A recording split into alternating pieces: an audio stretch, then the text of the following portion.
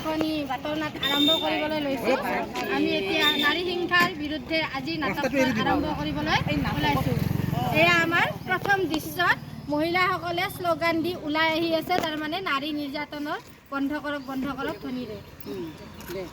নাৰী নিৰ্যাতন বন্ধ কৰক, নাৰী হিংসা দূৰ কৰক, নাৰী নিৰ্যাতন বন্ধ কৰক, ওলাই থাকিলে নহ'ব, ওলাই থাকিলে নহ'ব, নিৰ্যাতন বন্ধ কৰক।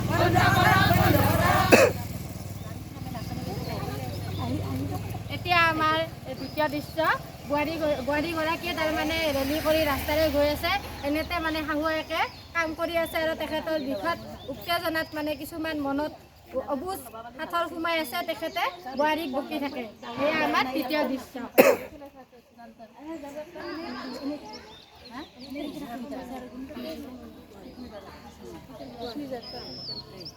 এই ডাংকাতি বেটি এই ৰেলী কৰি ৰাস্তাই ৰাস্তাই ঘূৰি আহক আজি।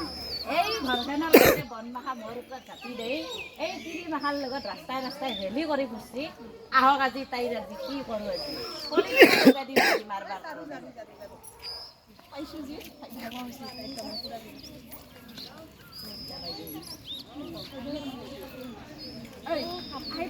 আজি আহক মাত্ৰ, ঘৰ উমলিয়ে আজি দিগদাৰ আছে। নাৰী নিৰ্যাতনৰ বোলে কি নিৰ্যাতন কৰছোঁ বোলে, কিহৰ নিৰ্যাতন হৈছে, ঘৰতে খাইছে, ঘৰতে পিন্ধছি, ঘৰতে উঠছি, আৰু ৰাস্তাই ৰাস্তাই নাৰী নিৰ্যাতনৰ শ্লোগান দিয়ে, ৰাস্তাই ৰাস্তাই ঘূৰি উঠছে। আপোনাৰ ঘৰৰ কাম নাখা মোৰ ভিতৰত দেখি দেই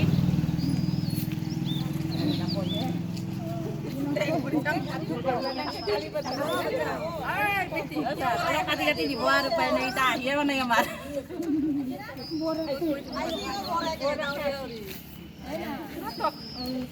শাহুৱেকে বহুত উত্তেজনাৰে বকি আছে। তেনেতে তাৰমানে তেখেতৰ ল'ৰা মদাহী পুত্ৰ আহি পাব আৰু বোৱাৰীৰ বিৰুদ্ধে বিভিন্ন ষড়যন্ত্ৰ সৃষ্টি কৰিব।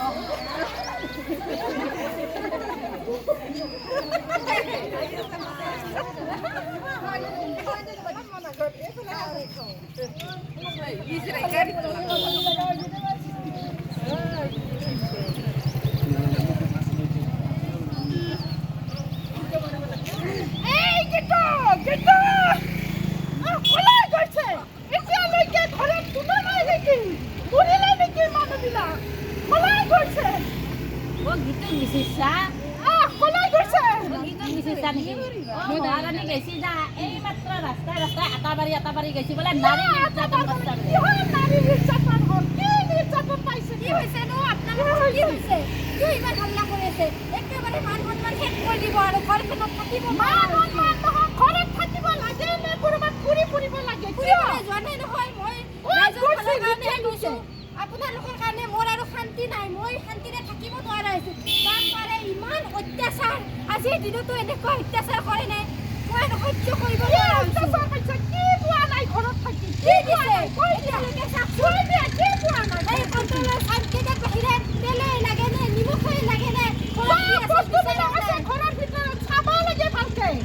ঘৰত চোৱাই নাই, কিবা ঘূৰি ফুৰিব। মদৰ বটলটো নাই, ঘৰত বস্তুবিলাক আছে তেনেকে কৈ থাকিলে মতা নুবুজায়। দৈনিক আৰু বহুত কিবা কানি লাগে, কি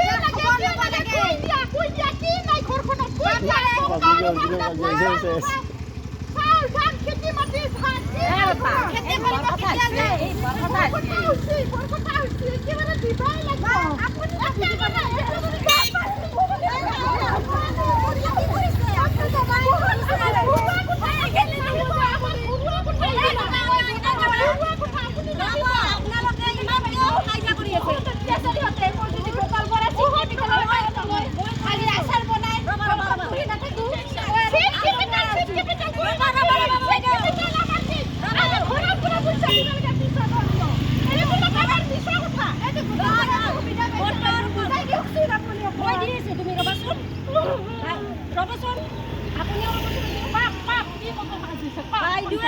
মানে ৰেলীতে গৈছে, বেলেগ কামত যোৱা নাই নহয়। আৰু ভোটৰ আজিকালি বহুত সুবিধা পায়, গতিকে আপোনালোকে ইমান অত্যাচাৰ নকৰিব। গছৰ পুলি 10,000 কিমান বছৰ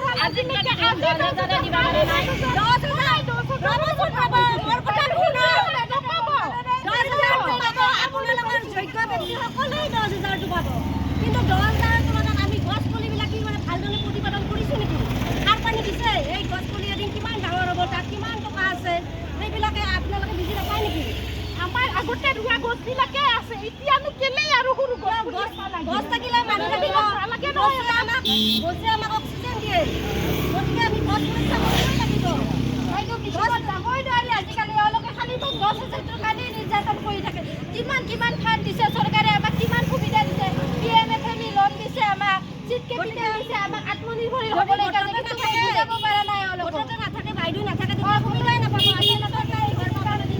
ভোটৰ ID লাগে মানে এইটো লাগে ভোটত নাথাকিলে কোনো কামেই নহয় আজিকালি